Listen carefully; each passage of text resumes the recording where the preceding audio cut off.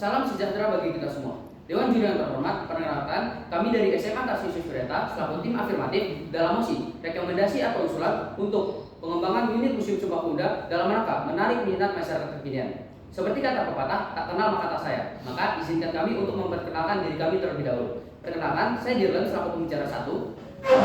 Saya Kirana Mirharin Toni selaku pembicara 2. Dan saya Gabriel Tadei selaku pembicara ketiga tim afirmatif.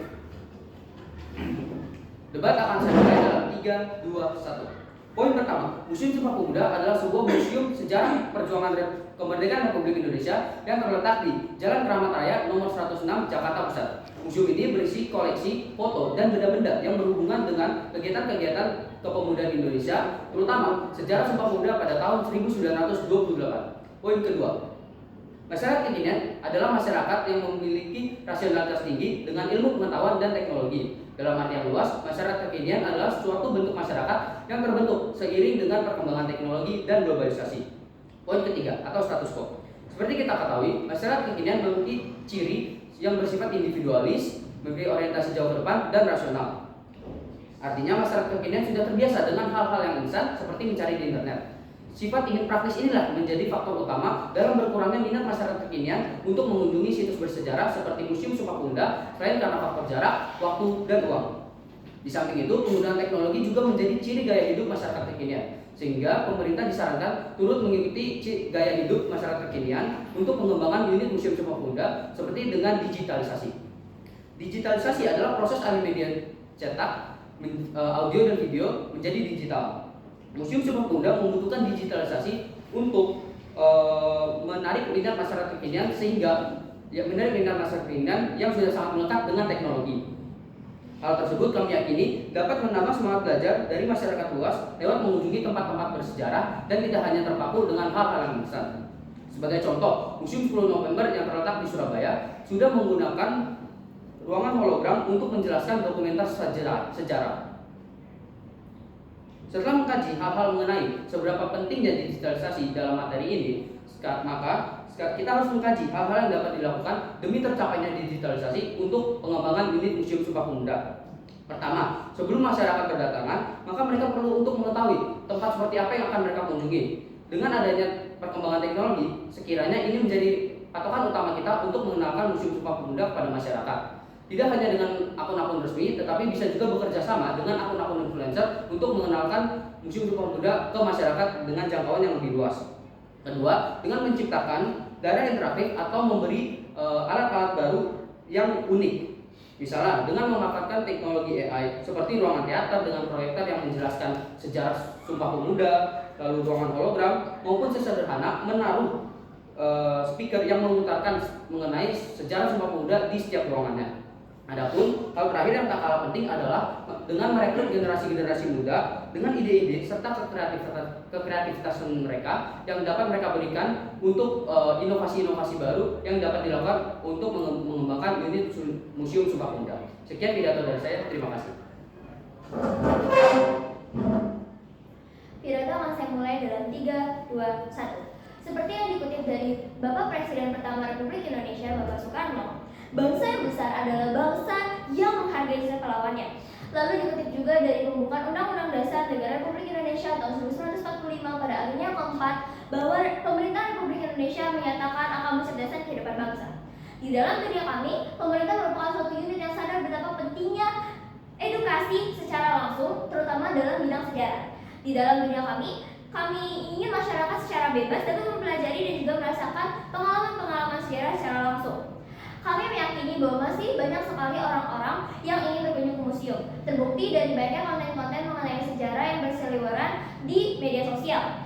Dan komunitas media sosial pun turut meresponnya dengan baik, seperti memberikan dukungan, seperti menyukai ataupun komentar, dan juga mengikuti sang pembuat konten.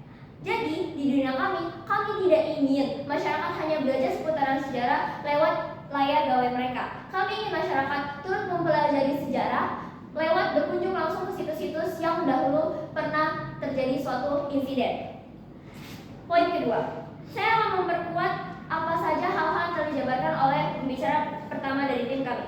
Hal-hal yang sekiranya dapat dikembangkan oleh Museum Sumpah Pemuda agar menjadi tempat yang relevan bagi generasi muda dapat dimulai dengan memperkenalkan ataupun menyebarkan video-video promosi ke sosial media akun resmi maupun akun-akun kolaborasi dengan influencer. Dapat juga didukung dengan mengikuti berbagai tren yang sedang banyak dibincangkan. Lalu museum juga dapat menyelenggarakan berbagai kegiatan seperti perlombaan dan juga kegiatan yang mengikutsertakan masyarakat di sekitar.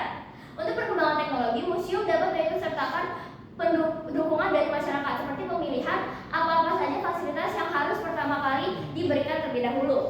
Dengan kontribusi ini, diharapkan bahwa masyarakat dapat penasaran dan ingin berkunjung secara langsung apa sih fasilitas yang sudah mereka pilih itu dan bagaimana rasanya memainkannya ataupun merasakan bagaimana fungsinya dalam kehidupan sehari-hari. Lalu, untuk perkembangan digitalisasi selanjutnya, museum dapat mempekerjakan generasi muda. Salah satu caranya dengan membuat lowongan pekerjaan dengan serangkaian keuntungan yang menarik, seperti jam kerja yang relatif fleksibel dengan gaji yang bersaing, serta berbagai kesempatan dalam perkembangan secara profesional. Museum pun dapat menegaskan seberapa pentingnya peran museum yang ingin museum capai untuk melestarikan dan juga mempromosikan warisan budaya dan juga sejarah Indonesia.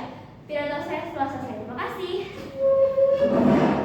Baik, pidato akan saya mulai dalam 3, 2, 1. Pertama, saya akan masuk ke dalam komparasi saya dari Mosing ini, yang dimana Mosing ini adalah memiliki permasalahan, yaitu ingin mengembangkan unit-unit Museum Sumpah Pemuda dan juga ingin menarik perhatian para masyarakat modern. Di zaman ini banyak sekali masyarakat dan rata-rata banyak masyarakat itu bergantung pada gawai mereka masing-masing. Jadi dengan adanya digitalisasi ini, maka diharapkan masyarakat-masyarakat modern ini bisa menjangkau informasi Museum Sumpah Pemuda ini dengan lebih mudah karena menggunakan gawai-gawai yang bergantung mereka tadi.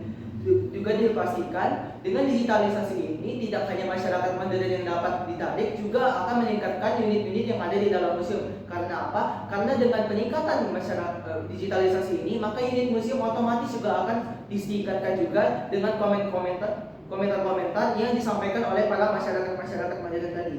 Baik, kemudian saya akan masuk ke dalam kesimpulan saya dari tim kami, bahwa tim kami memiliki satu kata kunci, yaitu digitalisasi. Seperti apa yang sebelumnya sudah disampaikan oleh pembicara 1 dan pembicara 2 sebelumnya, bahwa dengan digitalisasi ini, maka dengan tujuan MOS ini akan dicapai dengan akan membawa dampak positif bagi Museum Sumpah Pemuda, dan keberadaan Museum Sumpah Pemuda pun akan menjadi lebih ada di atas para masyarakat modern. Baik, unit-unit di dalam museum ini pastinya akan menjadi sorotan para masyarakat modern dan berpotensi menjadi pilihan pariwisata edukatif yang prioritas di bangsa Indonesia ini. Sehingga museum-museum Sumpah Pemuda ini pastinya akan menjadi lebih banyak diketahui oleh para masyarakat modern, dan juga kembali kepada permasalahan Mosi tadi, juga akan menyelesaikan masalah pengembangan unit-unit Museum Sumpah Pemuda ini. Lalu dikhawatirkan tanpa ada tindakan digitalisasi ini, maka Museum Sumpah Pemuda malah tidak diketahui oleh masyarakat modern ini dan generasi-generasi yang berikutnya, sehingga bisa dibilang